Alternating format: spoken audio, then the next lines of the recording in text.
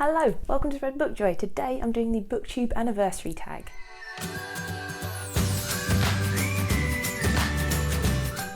If you're new to the channel, I'm Jack. If you are not new, welcome back to the channel and welcome to my 1 year anniversary celebration video. I'm a bit late because my very first video went up on YouTube on the 12th of September in 2020, and so about a week late posting a celebration video, but it's been a bit of a weird one because last week I posted a David Bowie video. It was supposed to go up on Wednesday or Thursday. I uploaded it and it's been processing for ages. I ended up having to delete it and then re-upload it, and I posted it on Friday, and I intended to post a video on Saturday about my anniversary tag, but time has run away with me, so I'm going to do that this week, midweek, a little bit later than planned, but it's still going ahead.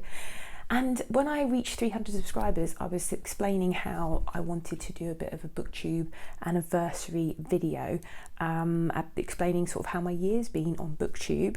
But of course there's a tag.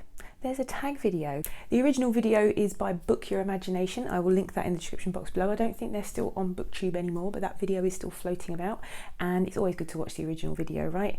It's just courtesy, and yeah, it's nice to see the person that it came from and where they came up with the ideas.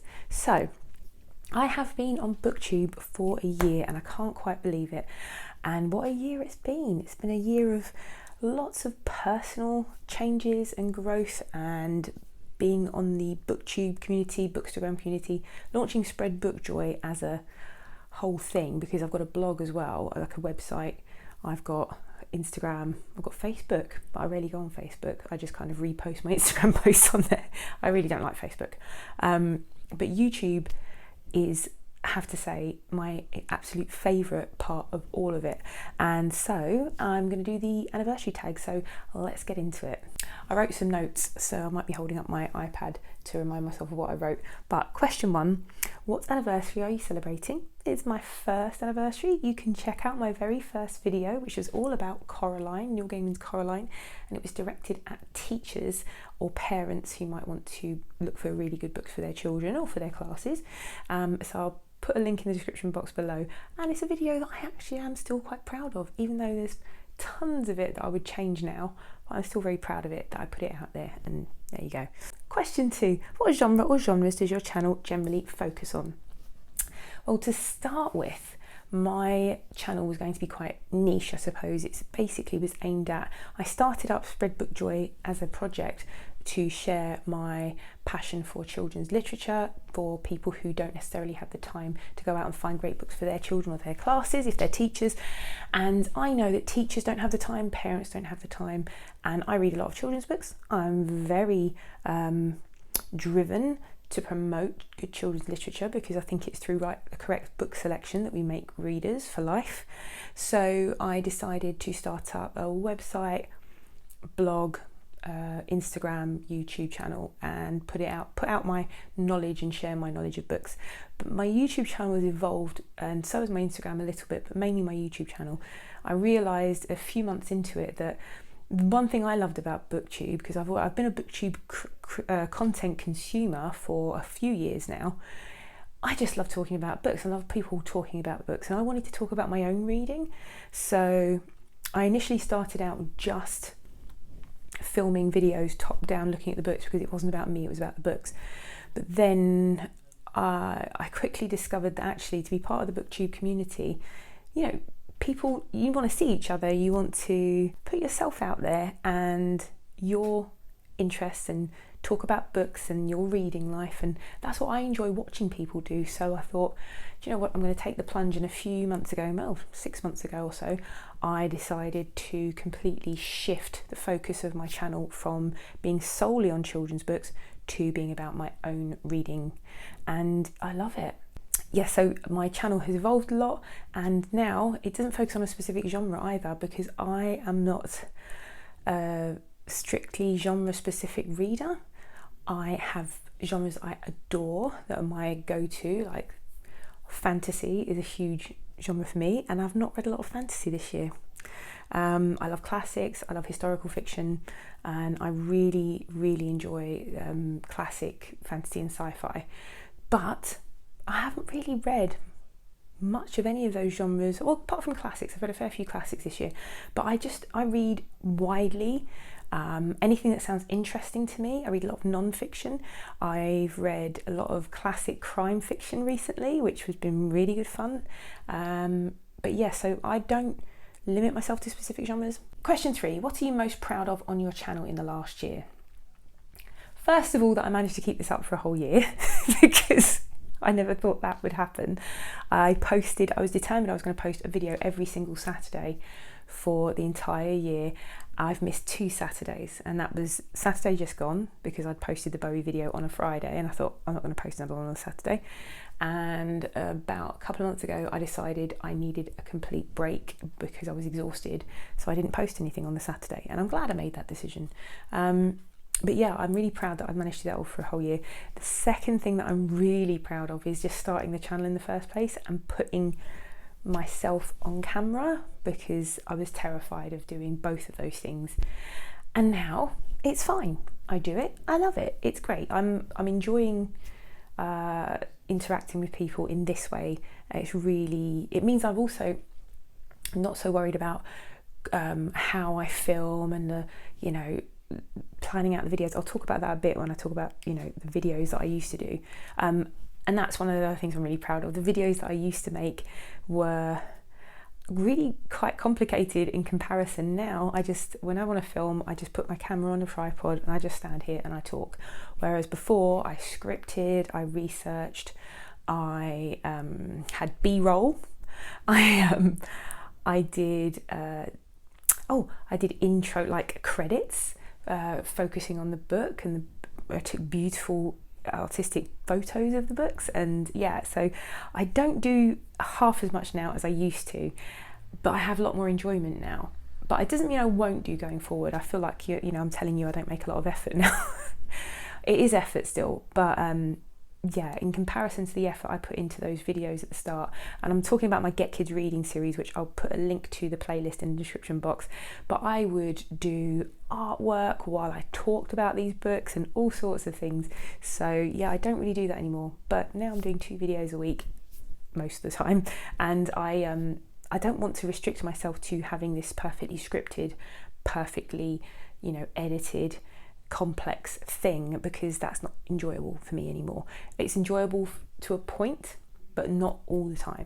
Yeah, so really I am really proud of those early videos. I'm really proud of that because on my very first video, Coraline, a teacher, commented that it was exactly what she needed because she needs to teach that book with her class, and my video was really useful. I think that's the most proud moment for me because that's what I intended those videos to be for. Question 4, do you receive ARC's ARCs to review, advanced reader copies to review? I have got one at the moment. It was my first unsolicited ARC or ARC that I have accepted, and I only accepted it because the author is one that some booktubers I trust absolutely really rate. So I'm reading that at the moment, but really I don't really want unsolicited ARCs because I've got so much to read. I've got so many things I'm committed to for my channel, but it's just personal reading that I want to enjoy. And I am a mood reader, so I don't like having like assigned reading, if that makes sense.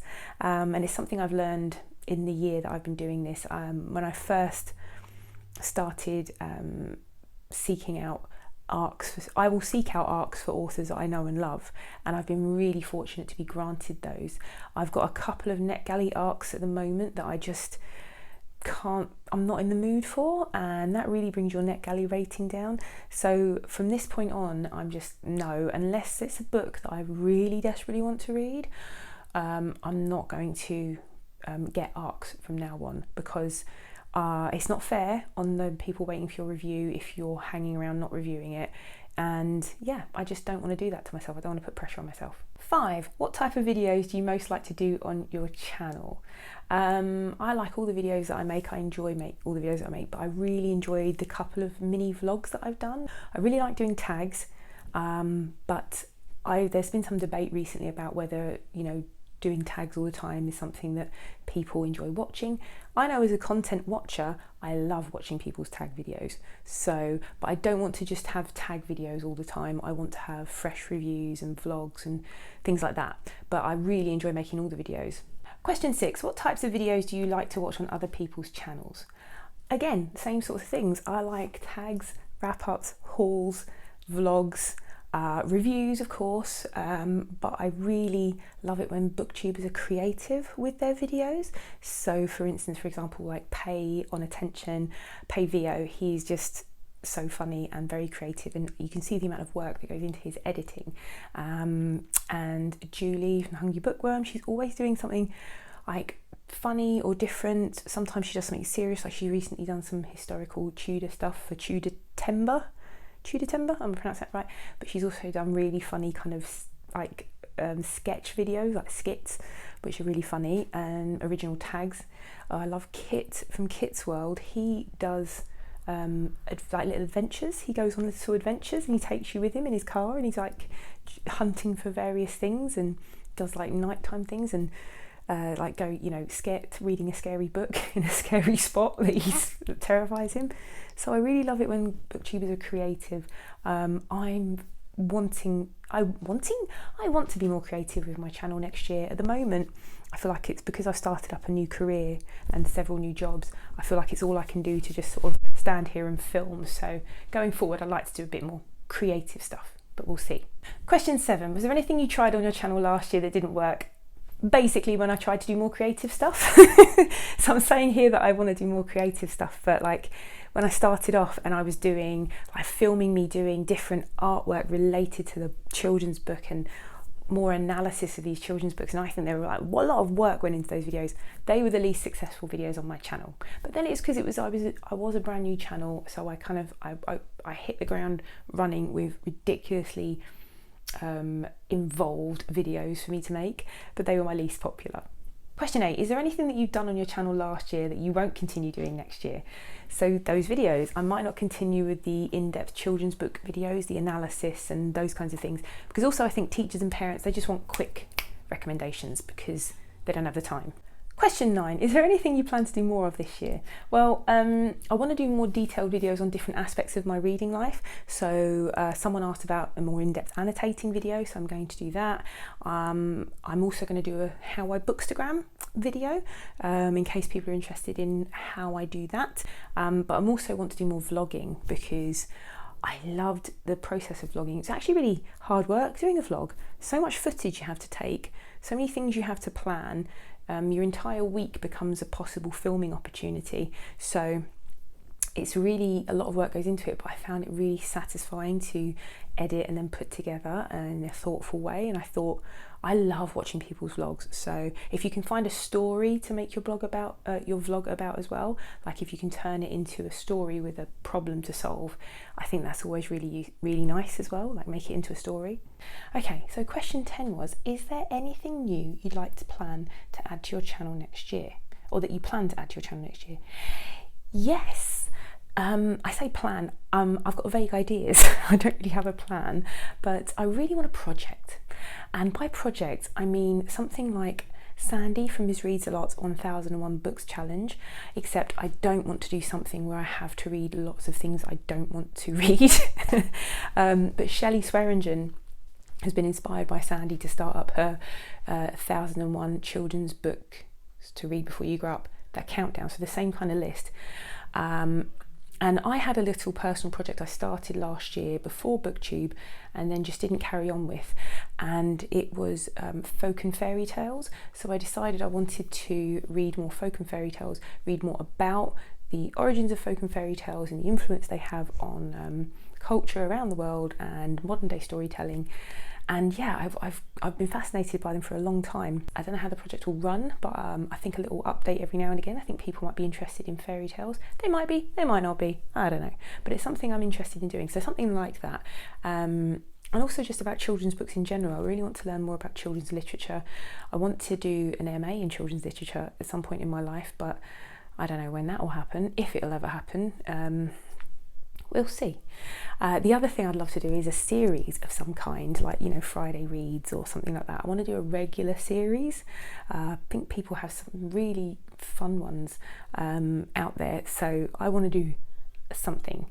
But it had to be something I'm actually doing, you know, something that's a really interesting, slightly different, I don't know, just something regular, a regular series and a project. Those are the things I'd like to do. And also more vlogging. Like I've said, I really enjoyed the vlogging. Question 11 is, what are some of the challenges you face on your channel? Specific to my channel, it's balancing out the children's book content with the other content. So making sure that I do promote enough of the children's books that I read and talk about those, but without boring the people who aren't there for the children's books. Question 12, what equipment do you use to film your videos? Well, I will show you a bit later. I use my iPhone SE that I bought specifically last year because I needed a good camera, I needed a new phone, and I splashed out and got myself a brand new iPhone. The other thing I've got is a really cheap tripod and a really cheap lapel mic. I think the sound thing is important, so I got myself a lapel mic. I did buy myself several other things. I've got like a gooseneck thing for top-down filming, like to hold my phone, and that was really useful. All very cheap equipment, so you don't really have to spend a lot on equipment to run a YouTube channel. Question 13, what is your one best piece of advice you'd give to another booktuber? And this is really difficult because there's quite a few bits of advice I would give, but my top bit of advice, and this is one that I tell myself all the time as well, is to have fun. If it stops being fun, then you shouldn't be doing it. So it is work, and there are moments, genuine moments, where you realise you're talking at a camera for half an hour and you realise you're not recorded, or the sound's not come out, or various things happen just drive you insane, or like last week the video wasn't processing properly and you just have no idea. So the technical issues that happen all the time. But in terms of the process of thinking of videos, filming the videos, answering comments, watching other people's videos and being part of a community and having fun with it. If you're not enjoying it, then don't do it, because it is work. Question 14, what is the best part of having a booktube channel? It's the community and the people that I've met. I've loved it. As soon as I started getting really involved with other small booktubers like myself, becoming part of a community where we talk and watch each other's videos and then start buddy reading with people and getting to know them away from YouTube, it's been the best thing ever. I love it. I finally can talk to people who have got a really similar attitude towards reading and books that I have. To be able to make the friends I've made and learn the things I've learned and read the books that they've suggested has been an amazing experience. When someone tags you for the first time, you're like, you tagged me? Am I here? Am I a person? Is this happening? And it's lovely. And yeah, I've got a few tags that I haven't done yet that people have tagged me in, but they are coming up and I will do them.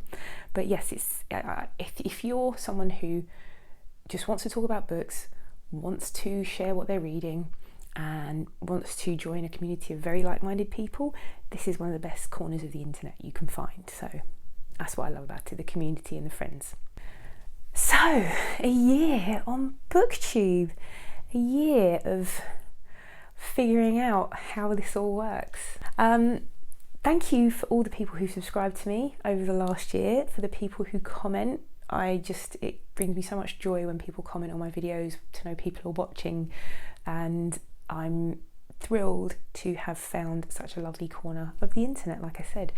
And hopefully this coming year on Booktube will be one of even more growth, even more fun, even more creativity, even more new experiences with wonderful people.